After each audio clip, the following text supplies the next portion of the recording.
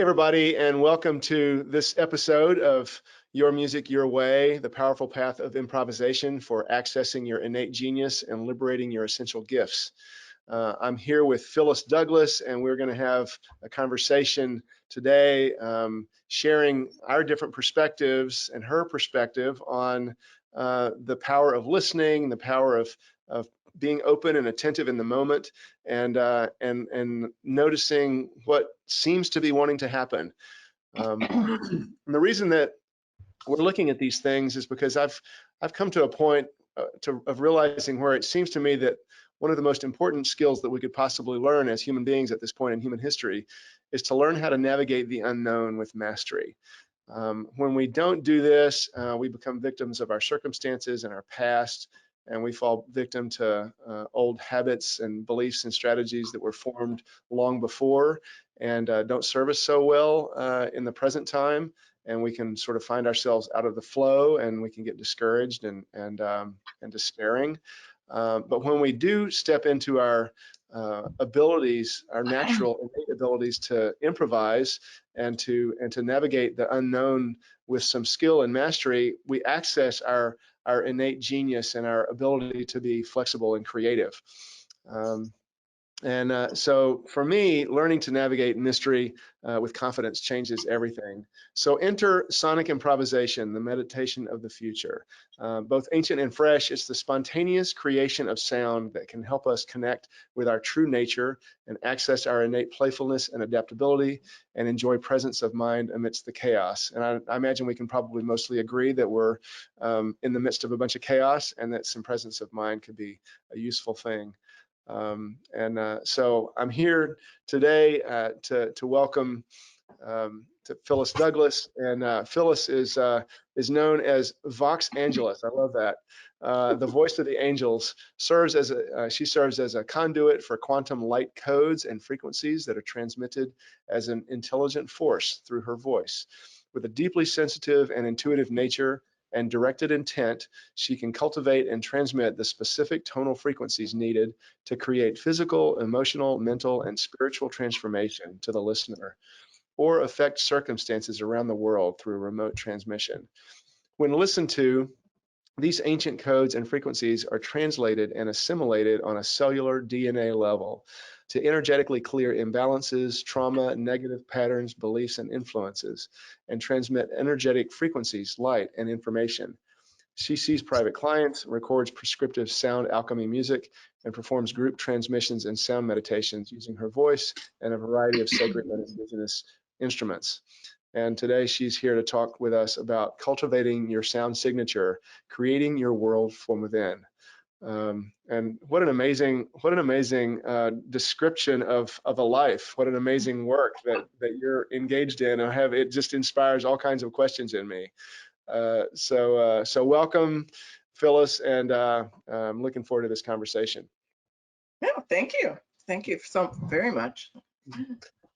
So let's start with just a little bit of background. How did you come to this work, and what are some of the seeds of this work that you do for you?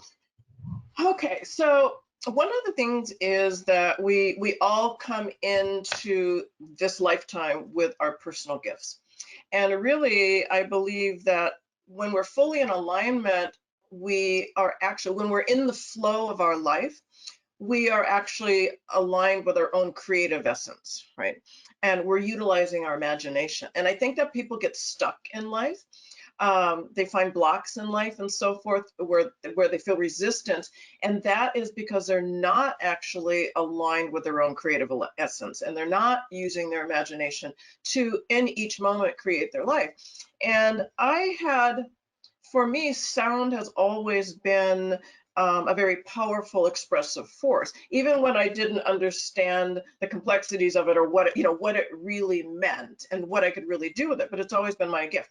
So when I was a little girl, I would hear tones and things, and I was always surrounded by angels. And I would hear them speak and sing, and I would sing. And it was really about the exchange, the communion with the angelic realm, and the exchange of frequencies. And for me, the exchange of frequencies is sound. And of course, whether it's a singing voice or it's a speaking voice, those tones and frequencies would come in and I would translate them however it is that I translate. And so I've been singing and sounding and expounding little things since I was a little girl, and not really, when I was really stressed out for some reason, or sad, or within an intense situation, typically sound was what has always come to me. Like I would sing, or I would even just hum or something. So I learned from an early age that sound is not only important to me, but to everybody, to alter or even manipulate our inner frequencies, right? And so for me, it was stress release, right? It was calming. Sometimes if I was really tired, I would all of a sudden just sing or do something. And then I realized it was like elevating my energy, right? And it was clearing or even healing or transforming some external situation. So it's been since I was a little girl that I had Hmm. done that. And so I think it started to kind of integrate more so into my life in about 2001. And by 2007, I had a good idea that I was on a specific path, right? Hmm. And so, yeah, sound has always been really what I like to say a creative force in my Hmm. life. Hmm. And I am imagining I can like see you as a little girl. Earlier you were like moving around, and I just kind of saw this 6-year-old girl who was just like woo and singing and dancing, and so were you using your voice a lot? Was it mostly voice and vocals, or It's mostly voice, and then the voice often lends itself to movement. And so, I mean, my husband, well, yeah, he knows me now, but sometimes I'm stressed and I'll just be like cleaning the kitchen or something. And next thing I'll just be uttering or singing these nonsensical what have you and doing a little dance. And he's learned to understand that that's just how I regulate. uh, she must be really pissed off right now. I must have really pissed her off. She's in there singing up a storm. Yeah. That's So, great. so yeah, and I just think for me being in the physical body, in my spiritual essence, it's kind of like for a while there, it was really hard to be in the spirit in the physical body. And I think that my own inner sound, what kind of I listen and what rises up from within me is authentic and I am open. So if something's rising up within me, I'm going to let it out. And I think that it's happened to a lot of people where they don't let it out, or they don't understand what that is that's mounting within them, what that is that's trying to express itself. But I've just always been open to an understanding, I guess, not necessarily fully in the know of the meaning of it or what it is, but always just living life in that childlike wonder, right? And that curiosity about, ooh, what is this? And just allowing it to arise and be what it is. Letting things be, letting things be. You might not understand it, but you know that it's real, it's happening, Yeah. Hmm. and letting it live, giving it expression. I think, I study Toltec shamanism, and I have since 2007. And one of the key aspects of the Toltec way of living is that you live your life as a work of art. You are always creating your life. Each and every moment, you are always creating, right? You're envisioning, you're utilizing your imagination as to what could be, and you are formulating that and creating that in the moment.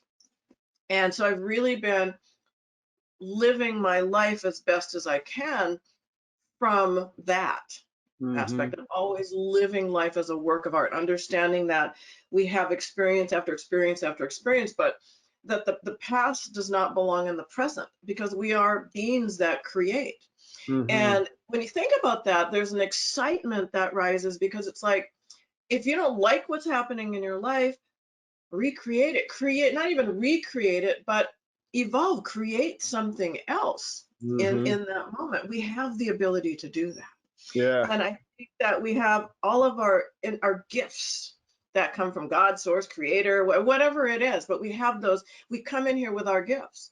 And I think that someone told me the other day, it's like, if you don't, you're doing the world a disservice if you do not allow your gifts to come forward, because they're meant to share, right? And when I thought about, oh well, my not being the authentic being that I'm supposed to be, my not doing what it is I'm supposed to be doing in this lifetime is a disservice to the rest of the world. And I think that's actually a pretty cool statement, when you think about it. Yeah.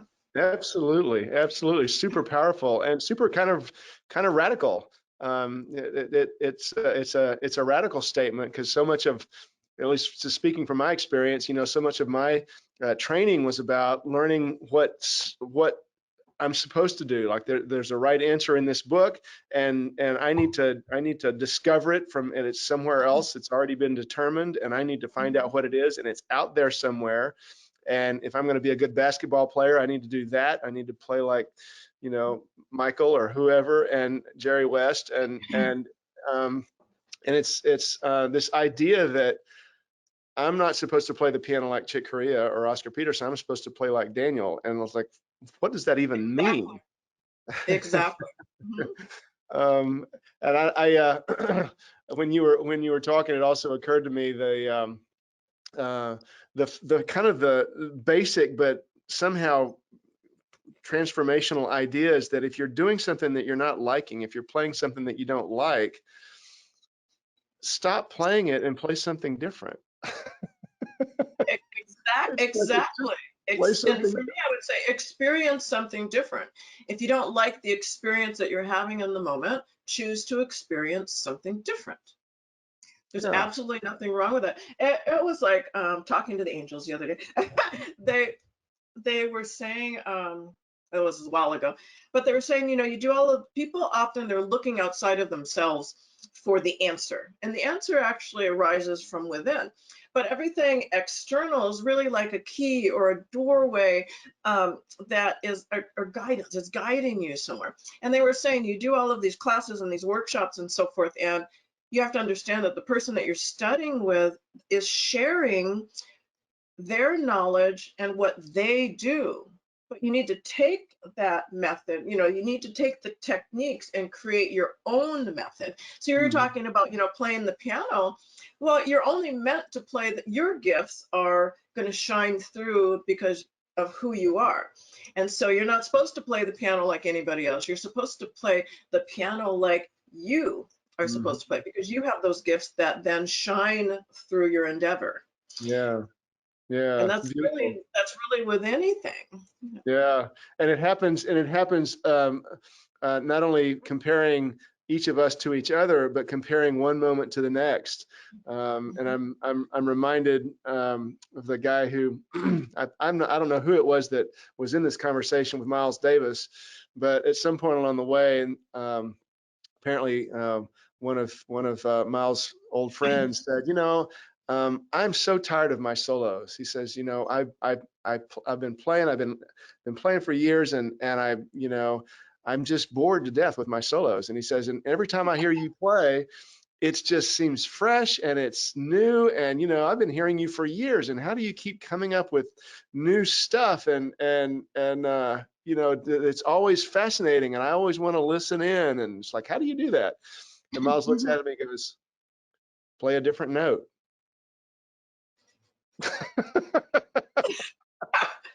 That's as Play a different simple as note. that. Simple as that. Play the one that you don't usually play. Do the thing you don't usually do. Try the option you don't. Take the path you don't usually take. Right, You and know. that in of itself, just playing that new note is like expansion, right? It's Yeah. going to take you somewhere else. It's going to take you somewhere different. Yeah.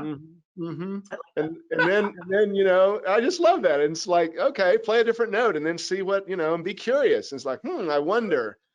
And that. it's so ingrained in us to do the thing that we are familiar with, because we feel safe there, and I Right. don't have to worry about like going off into territory that I'm not going to be able to handle, and I might Hmm. like really screw it up. and it's Well, and scary. sometimes it's not about your own fear or of the unknown or going off. It's like fear of what other people are going to think of you or think of your diversion from what it is that they enjoy and they Mm, expect from you. And I mm, think that is even more the key than the person that's actually wanting to choose a different trajectory. I think mm, it's often more about what other people are going to think. So these projections that we have, and it's like, oh no, I need to impress them, or I need to please them, Yeah, please them to keep them often, please right? them to keep So them. sometimes it'd be like, well, if I play that new note, it takes me off into this whole other tangent, then maybe they're not going to like they're not going to like my music any longer because I'm Uh-huh. not playing the music that I'm known for that they come. And I see that a lot too in clients as well. Yeah. Really? So tell me about some of your, like, one of your interesting experiences that you've had with a client recently that that you thought was particularly kind of like an aha for you when you noticed this person having some particular aha for them, maybe. Mhm. Well, essentially what I do body work as well, but energetic work. And so often when I'm working with someone, um, I have a session that's kind of healing slash life coaching slash spiritual, and I work with the Akashic record. So when I see something, I can see energy. So often when I'm looking at something and I'm like, oh, they have a distortion in their field, some energetic thing, a sound actually comes to mind. Hmm. And I was So working you with like someone hear who's it, like you experience it I as a. hear the sound. Yeah, I hear the sound. And so I just know that, okay, that's the sound. That's the tone that's going to create a new experience, right? And she was kind of telling this, she was into her stories and she was telling this story. And I was like, don't mind me. I'm just like working, so she's telling this story. And I saw this energy and I kind of put my hand out and I just follow my intuitive guidance and I allow that to flow through it. So it's almost like that energy is moving me. And so I heard the tone and I put my hand on that spot and I just went, "Oh," whatever. And the tone, and I went, "Boop," and she just started to cry and quiver. And it was just like, those moments are when they happen in your life, you have the responsibility to pay attention to it, right? If I hadn't paid attention to that, or I was afraid of, oh, what is that, whatever, and I didn't allow myself to just trust, Mm-hmm, then she would not have had that experience of release, mm-hmm, right? And so I think it's just really important in those sense, and I do that with all of my clients and anything that I do for myself or others, is that I just listen and I allow my true essence to just flow through this physical vehicle, right? And so I literally kind of allow that human external blah, blah, blah. I let that kind of stand aside and I let my true essence flow through. And I mean, that's really the beauty in being able to listen and acknowledge and accept the truth of who you are as more of an infinite being. This is just a vehicle, right? mm-hmm, So when we can connect to our infinite essence, our creative essence, right? And we allow that to flow through, then things just really open up exponentially. But mm-hmm, we have to not only listen, but we have to take action to what it is that we're hearing, seeing, feeling. mm-hmm. So beautiful, like such a beautiful description of that experience. Thank you. Um, um, there's a couple of things that I'm trying to determine right now where to go, and I guess I'll start here. Is that you said listen, listen, hearing, and feeling, seeing, hearing. What was it? I'm blanking it now on. I don't know, I say stuff, but I forget. Listen, listen, seeing and It's feeling like and what you hearing. hear, see, or feel, and you have Yeah. to live. And I have what I call this typology that I call the Holy Trinity of improv, and Mm-hmm. it's to listen carefully and to feel deeply and play it out. And Mm-hmm. so I heard you, hear you talking about being this channel and being this vessel for universal energy to come through and offer Mm-hmm. something that can be healing for someone. And I'm curious how you in the process of listening for the messages that may be coming in and being able to hear a prescriptive tone or something, I imagine you're paying attention to your body, you're really noticing what's happening in your body, and then you make some sort of a decision about whether or not to maybe sing the tone or maybe play it on an instrument, or there's some level of conscious discerning that you're engaged in, right, to decide which thing to let through and maybe which thing to sort of set aside and stuff like that. Can you talk about that decision-making process a little? My mechanism of trust is like high. So when I do private sessions, it's I do have like some singing bowls around, but primarily my key trust, because there's a fluctuation when I listen to the tones that come in. I can't play that on a singing bowl. If I had a piano keyboard or something, it might be different, but I don't utilize that type of instrument in my sessions. But I trust, because I'm in the energy, not only mine, but I am in communion and melding with the energy of that person. So in that moment, and so I'm wholly trusting of what is coming through, how it's coming through, and in what order it's coming through. So I never disregard anything. I mean, there was also a long time ago, there was time, well, what is that? What do I do with it? You know, that type of thing. But I've evolved from then and really understood that, okay, we're going to get, these are the keys that are coming through, and I'm paying attention to what that is. So I never ever disregard. And so all of that comes through is just vocal, right? But sometimes I'll pick up a drum to break up energy or things like that. But that's all kind of divinely guided as well. I get that internal intuitive sense, pick up a drum over here, you know, type of thing. Huh. So for me, what I've discovered over the years is that any type of thing that comes forward that is my own, like if these tones come in for this client and I began to say, well, what do I do with that? Do I play the piano? Do I play that on a singing bowl? Any of that is a distraction to me and a distraction to the circumstance. So because all of a sudden my own thought is interceding what is coming through. Right. So it's all my voice, and I always do exactly what is coming through, because it Nice. is prescriptive. Yeah. Uh-huh. Uh-huh. And so that by just being that pure with voice, that helps you to not have to get into thinking mind. It can just Hmm. sounds can just come through, and you can open that channel and just let it through. Yeah, and I think the thinking mind, as you call it, is what distracts most people and kind of knocks them off the path that they're going, because they're overthinking something. And I was just okay. So I had this I've read about discussion. that sort of thing. Yeah. Mhm. Working with angels, I'd gotten this message about something going on, and I asked for more information, and they said no. They said, if we give you more information, you're just going to go Google it.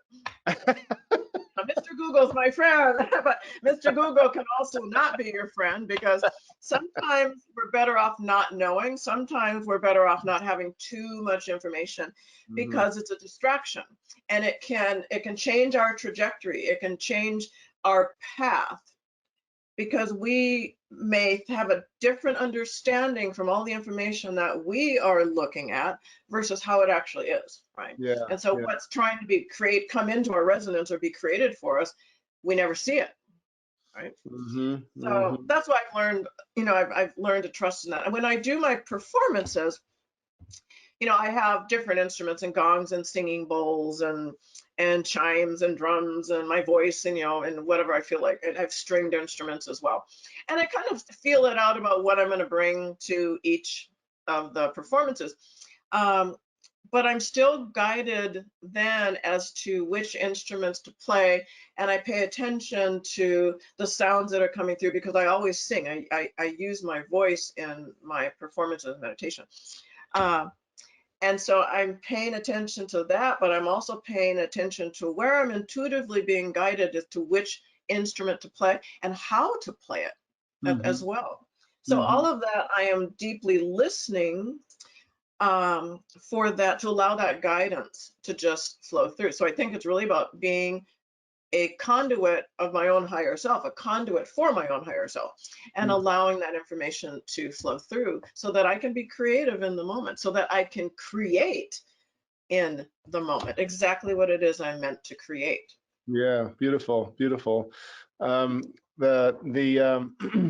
Particularly drawn by what you said about sometimes it's better to not know something, and Mhm. that opens up channels to possibilities that you might not have considered otherwise. Um, Exactly. and in my own work with people on piano and helping them to improvise on piano, I have this way of excuse me, I have this way of helping people to know how to improvise on the piano in any key, in any of the 12 keys, that I can show them in an hour. Mhm. But it doesn't involve any theory. It doesn't involve any note names. It doesn't involve reading. It doesn't, it doesn't involve any of the standard things that most of us use to understand the piano keyboard. Mhm. But at the end of the hour, I can say, okay, we're going to play in this key, and all of a sudden it's like those are the notes. And it's like, okay, then, and then just as long as you're playing any of those 7 notes, um, Mhm. you can make at least listenable sounds. Yeah. And um, it to me, even when I use that technique in my own mind and I forget that Mhm. I'm playing an A flat or whatever, it helps me to create sounds that I wouldn't have created if I was thinking in terms of traditional theory. Yeah. Because I just wouldn't have tried that particular combination of notes. It would have been too complex or too, it wouldn't have occurred to me.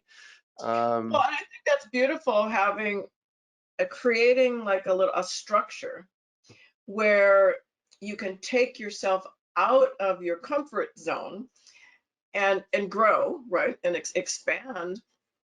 I think that's really cool because you can just choose, as you're talking about choosing the 12 notes, and you're like, okay, I'm going to create, I'm going to let myself go within these parameters that are unfamiliar. And that's really when your childlike wonder comes forward, that curiosity to create something.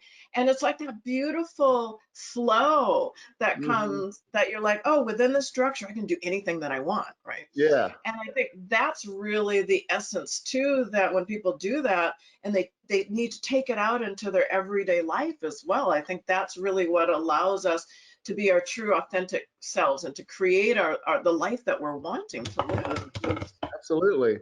And isn't that something that we all want?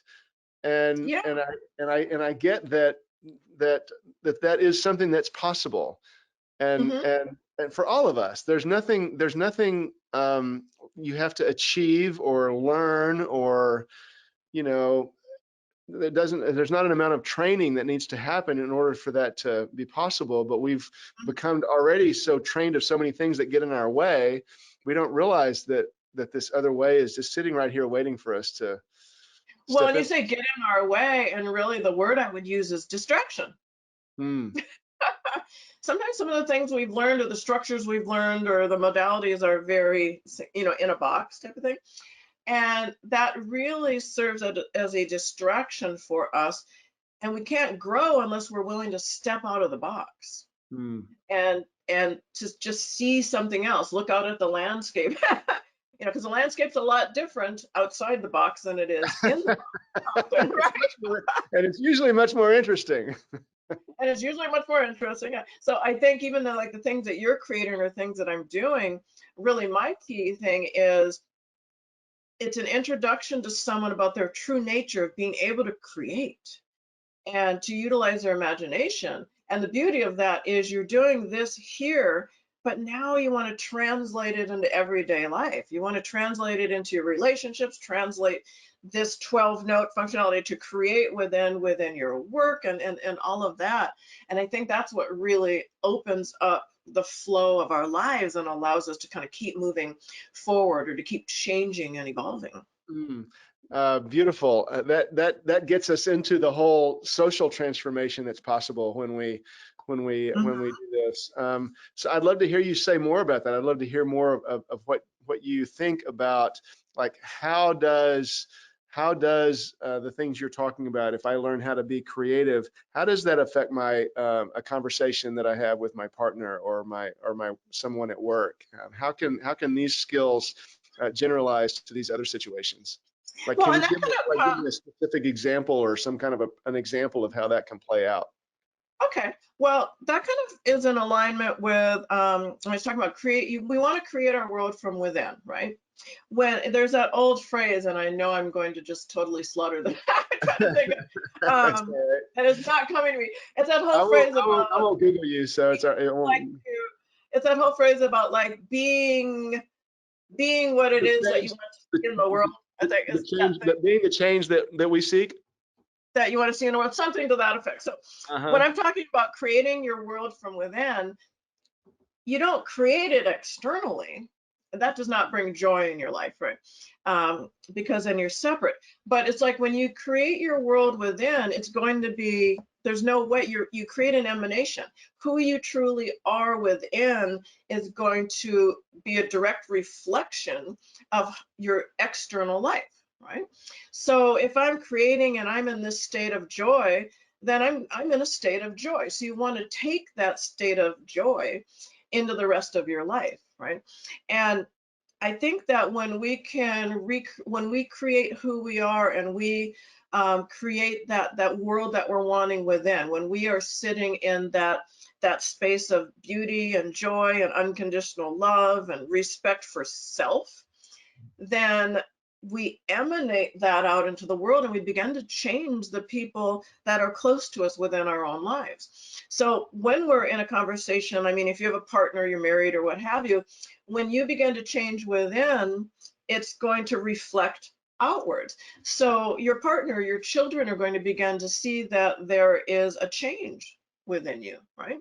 And people at your job are going to begin to see he's more relaxed, his energy is different, or what have you. They're going to start to see a change within you. And when we can change from within and allow that to emanate out, we cannot help but to begin to change or open up or facilitate change within those people that surround us, right? Mm-hmm. Mm-hmm. Our Just sort of. energy changes, right? Mm-hmm. Mm-hmm. And I've learned in some people who teach compassionate communication that this ability to express oneself in a way that is more true about, like when you did this thing, I felt some fear because I want to be in relationship where there's mutual respect or something like this. It's sort of a Mhm. way of expressing one's truth. And one of the questions that gets asked in that field is, well, what if I'm doing this compassionate communication and the other person isn't? They're just spewing and shooting arrows or whatever. And the answers that I've heard is that it doesn't matter what the other person is doing. If we do it, then it, like you would say, emanates. It Mhm. it it changes the nature of the relationship just because you changed. Right. Yeah. And sometimes, and I always tell people, sometimes, there's like people are with you for a reason, a season, or a lifetime. You've heard that phrase. Mhm. And so sometimes that we are meant to have these experiences and grow and to begin shifting and evolving and so forth. We each have our own experience, and not everyone's experience is in resonance or can fall out of resonance. So, I always tell people you have to understand, do not like squelch your growth never diminish yourself for another person, right? Never diminish yourself so that you're making someone else happy but you aren't happy, because really life is all about you and your experience and those whom you meet that kind of come along for the ride, or you jive, right? You come into resonance. So you have a partner, you obviously you came into resonance, and there's different ways you can stay into resonance where each individual can still have their experiences and grow and evolve and do the things that they feel called to do. But it's always coming back.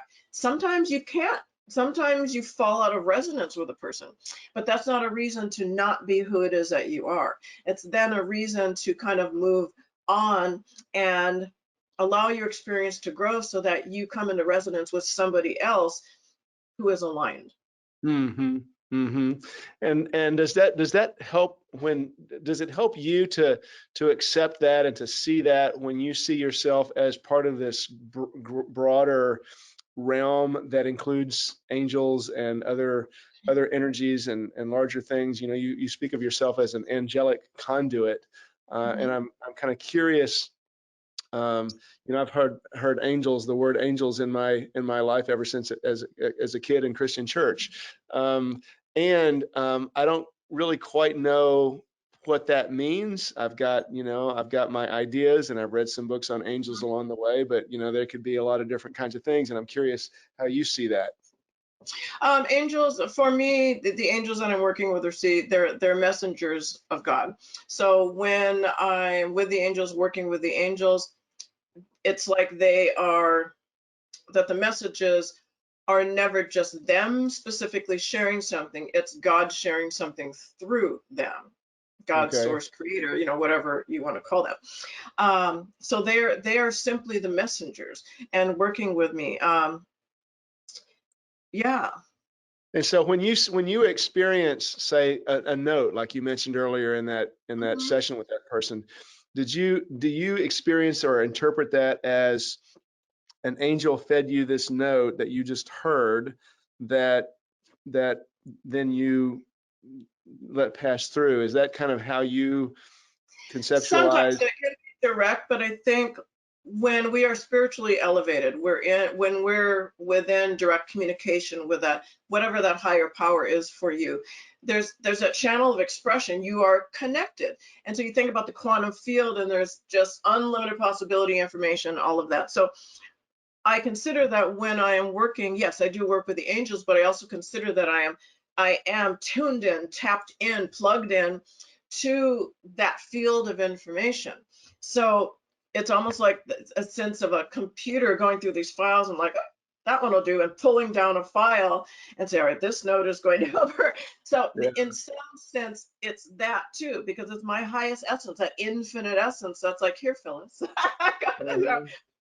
here's a note and this will do whatever. It's that sense. And there's always like a sense of knowing as any of that information, not just singing, but also speaking, like the words that I need to say, what they just come Uh-huh. through. Yeah. And so I've just kind of learned to trust that. And I can kind of feel the vibrancy and the frequency as it comes through and as it's directed somewhere as well. So Huh. there's just a higher knowledge and an understanding of what it is without anybody ever consciously here in this sphere told me, right?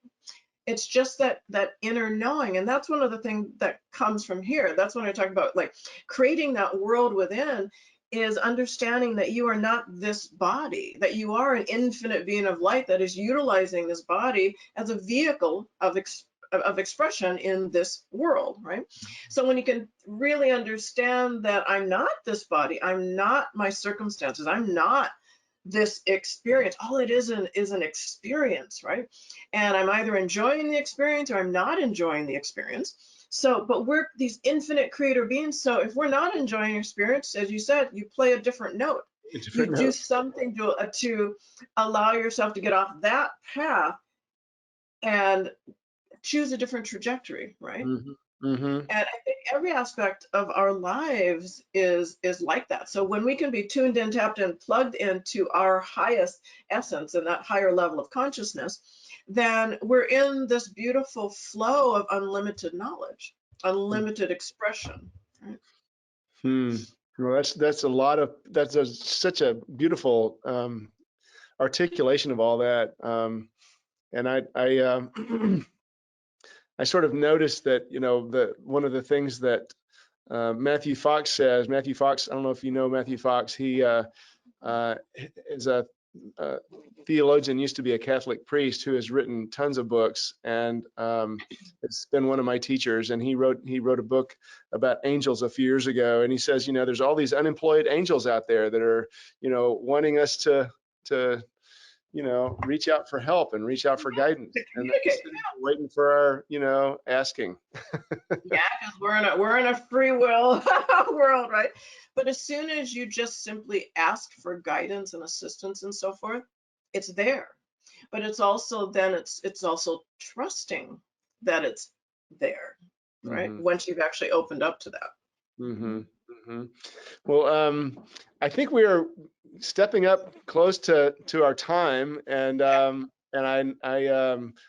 really have enjoyed this. I would love to have more conversations with you down the road, but Oh this is the yeah, first definitely. time we talked a little while recently after we just sort of first met. But this has really been delightful, and I appreciate your time.